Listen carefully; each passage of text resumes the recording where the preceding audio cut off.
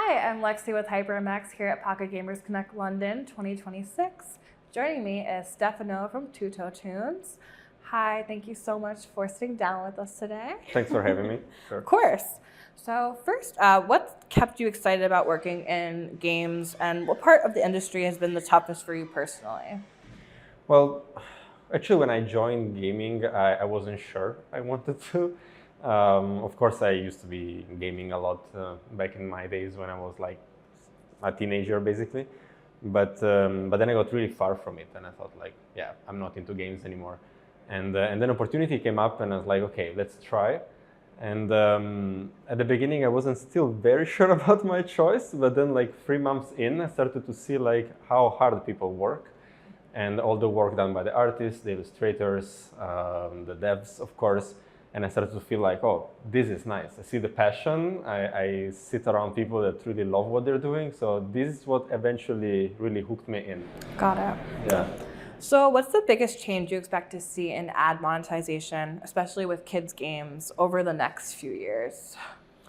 It's tough with ads. It's tough in kids, has always been. We are at the point now where the eCPMs probably are at one of the lowest that I've seen in my career, at least. I joined gaming in 2019. Now we definitely are in the dark times of AdMon for kids. I think a way to get out of the situation would be to have more direct deals and working more with brands. Doesn't necessarily have to be direct deals, but something that has to do more with brand advertising. Because performance marketing, due to the lack of tracking possibilities being kids' games, I hardly see that growing that much actually in the next years. Like you mentioned, kids' games, they come with their own set of rules. From your perspective, what's the biggest thing people outside of the kids' gaming space tend to underestimate? Good question. So people tend to see pretty well actually what is the situation with kids games, and many try to stay away from it. The challenging bit is definitely promotion. How are you going to run UA? Based on what data? Maybe what people actually don't understand is that you can still do that. So maybe people see a lot of challenges and they tend to avoid entirely the ecosystem just because they think there is nothing you can do from marketing perspective, nothing you can do from monetization other than subscription, but actually you can do anything you want. At the end of the day, what makes the most impact is the content you have. Is it valuable for kids, and is it valuable for parents? Because you don't have just one audience, you have two, and you need to somehow satisfy both at the same time. Makes sense. What's one business challenge TutoTOONS is focused on right now? Growing user base by not just means of UA, so performance marketing, but also through brand awareness, IP growth. So we have our flagship game, Flapsies, that we are trying to give it also more visibility on the level of IPs, on the level of brands, also in the retail side. And I'm personally working as well on expanding our catalog of plush toys and other kind of toys that we can sell in real life, as to give also this connection for kids. Like you can play it on your phone, but you can also then have it with you in your room. Right. So you just talked about using IP and brand partnerships to drive game growth. Can you give a little more insight into what makes partnerships work in kid games and what maybe is a red flag? Mm-hmm. From my experience, the most important things in collaborations and IPs that you want to bring in your game for a limited time event, for example, or even for a full game experience, is the fit with your audience. Because kids anyway can be still divided in several different age groups. There is a big difference between a kid who is like 5 years old and a kid who is like 10 years old. What are the things they like? What are the things they like to engage with? So understanding really where is your audience, on which, for example, communication platform. Are they more on social media? Are they more on YouTube, for example? So this changes as well, which IP should you choose. Definitely what we see for us younger audiences, working with IPs that have a big presence in YouTube is the most important thing, as well as having a great creative fit, of course. And I would emphasize this aspect as well. Like, does that IP fit into your game mechanics? Does it fit in the message you give with your game?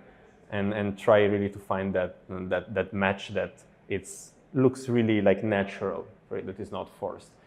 And you just mentioned moving into like physical products as well with like the plushies. What's most exciting about moving in that direction, and what are some things that might have been harder than you expected? Personally, what is really interesting is that it's a completely new world for me. Like, I knew nothing about this when I started working on it, so I feel like it's taking me some time to understand how everything works. And there is quite a lot to know, like all the connection with the manufacturers, with the guys that are sending out the goods, who does the customer support for the users that need something from you. So there is a lot of piece of the puzzle that you need to put together. And a huge difference from just purely working in the digital space is time. Everything takes so much longer. And to build a sample for a new product, it takes you, sometimes can take months. Because of course you have the back and forth, maybe you need to change one color, then they need to send you the offer which colors, and then you need to apply that, and you need to see how it looks, and then it's still not right.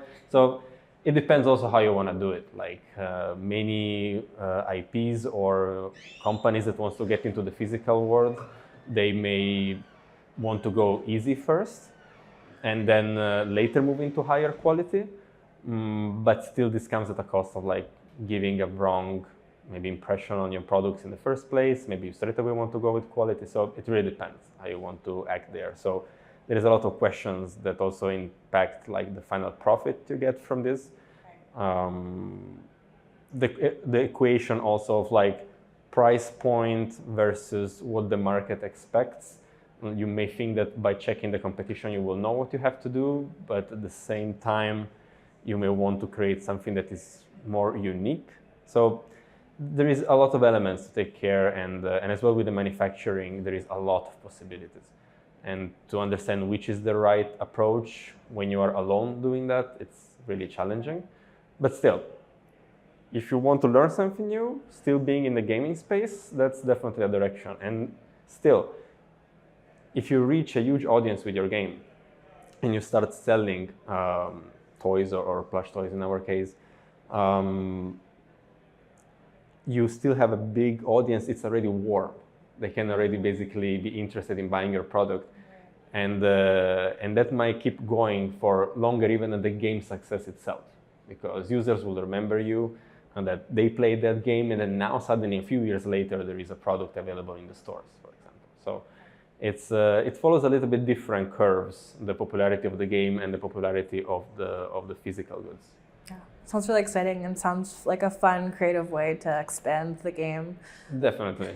and not just being kind of stuck, let's say, in the digital discussion of like marketing and kind of the usual topics of like campaigns, non-campaigns, awareness, performance, but here you have as well like this tangible thing that you see kids are really happy with. Like there is a lot of excitement actually in kids, and funny, we just had like a video made with some unpacking of some gifts we actually got from kids. That they sent us their creations based on our IP.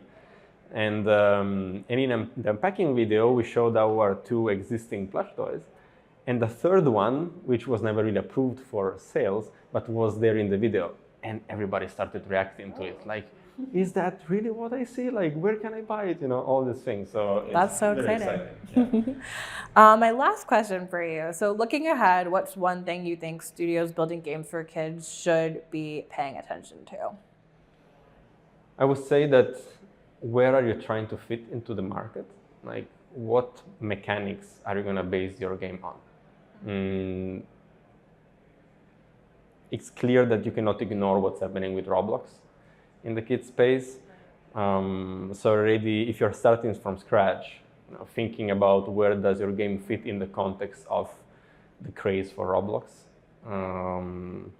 why users should choose your game rather than being as everybody else on Roblox, or is there a connection between the 2 platforms as well, your game and Roblox? So I think this makes a lot of sense, because it seems that kids are moving really in the direction of wanting to be the creator, not just a user. They not necessarily will accept a predefined experience and logic given to them. They want to get into a space and start creating themselves.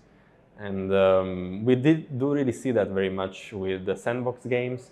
There is already many competitors in the space, but still, kids tend to really look for new experiences and new games to alternate, and they like to just have these open realities, open digital worlds where they can create what they want and create their own stories, and then maybe screen record them and then publish them on TikTok. Like we had actually our game that we published last year, and it's a sandbox kind of game. And before we even started doing any marketing, before we even opened it worldwide, it was just a soft launch. We already got videos with hundreds of thousands of views on TikTok made based on our game. That's awesome. And just happened by itself. So, and what you really see is the creativity of kids. Like they really want to express themselves in the current world we live in. Yeah. That's really exciting. Thank you so much for sharing your expertise on kids games, and good luck with the expansion to the physical products. And yeah, thanks again for sitting down with us. Thank you very much.